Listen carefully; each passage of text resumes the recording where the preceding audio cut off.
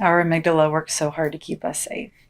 And sometimes her intentions and her drives can seem so unknowable, hidden to us, and deeply, deeply counterintuitive. The wonderful thing about the human brain is that we can start to tap into the unknowable through a variety of different ways. We talk a lot about the opportunities in the Havening touch and down-regulating the mind-body system electrochemically in order to open up our mind to new experiences. In many respects, this is a little bit like Freud's work on steroids, that allowance for the brain to flow wherever it needs to go and free associate the most critical information.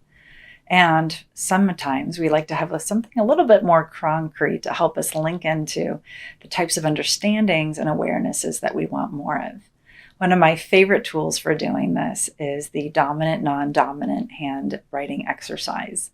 It allows us to communicate in some respects with what one might call the unconscious, to open up our brain to experiences and feeling states, to thoughts that flow through us, but we have a more difficult time accessing because our dominant thought processes, often driven by those fundamental survival factors, are running the show.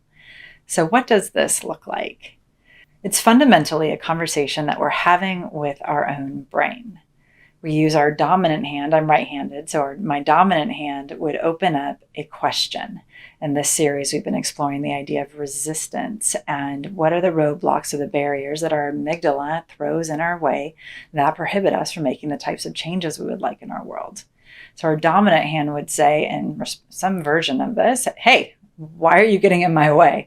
Or hopefully we're being a little bit more loving and kind to ourselves and saying, hey, I understand that perhaps you're trying to protect me, and can you help me understand, brain, what is happening for you? The non-dominant hand then picks up the pen and responds and starts to reply from whatever feeling state or experience that arises. It can be very, very uncomfortable unless you're ambidextrous, which this might feel very comfortable for you then. But if you're not ambidextrous, then this can feel uncomfortable and put us automatically into a state of vulnerability, as well as a different exploration of openness. Through utilizing our dominant automatic behavioral patterns and disrupting them with our unknown or novel behavioral patterns, we start to create a dialogue within the mind-body system. The dominant hand is asking questions, ideally from a state of curiosity and loving care, and those questions are being answered by our non-dominant hand. And those questions may be answered from very young parts of us, from the experiences of where those core values that we talk about with the amygdala were originally encoded. They may come back with some other feelings about anger or frustration or shame.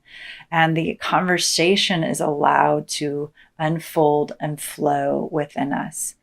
The initial conversations in doing this exercise can feel a little stilted or perhaps manufactured. And if you have that experience, you're not alone.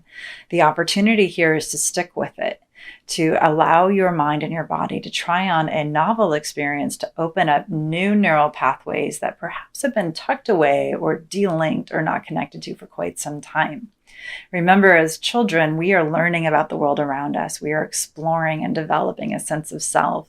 And this allows us to tap into some of those earlier learning experiences and to create a new opportunity to deepen our relationship with who we are and how we came to be.